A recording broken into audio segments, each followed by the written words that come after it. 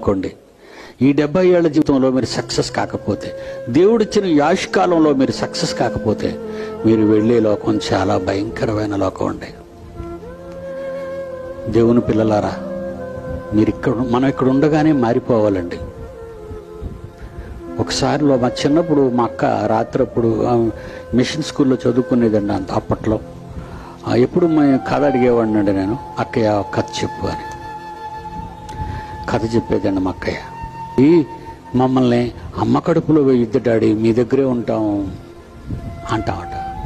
మరి ఎందుకక్క మన మాట వినలేదు దేవుడు అంటే, మరి అమ్మ కడుపుని రావాలిగా ఈ లోకానికి. ఆహా అనుకున్నా. ఇలాగ ఈ కథ చెప్పుకుని చివరికి వచ్చేసరికి ఒక భయంకరంగా ముగించిందండి కథని. దేవుడు తప్పు చేసిన వాళ్ళని నరకంలో వేస్తాడట.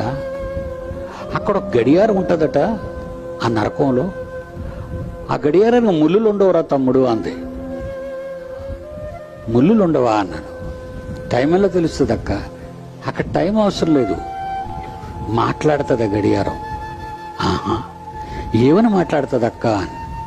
నరకంలో పడిపోయిన వాళ్ళందరూ ఆ గడియారం దగ్గరకు వచ్చి ఇంకెంతకాలం మేము ఉంటాం అని అడుగుతారట.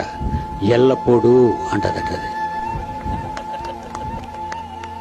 ఎల్లప్పుడూ ఎల్లప్పుడూ.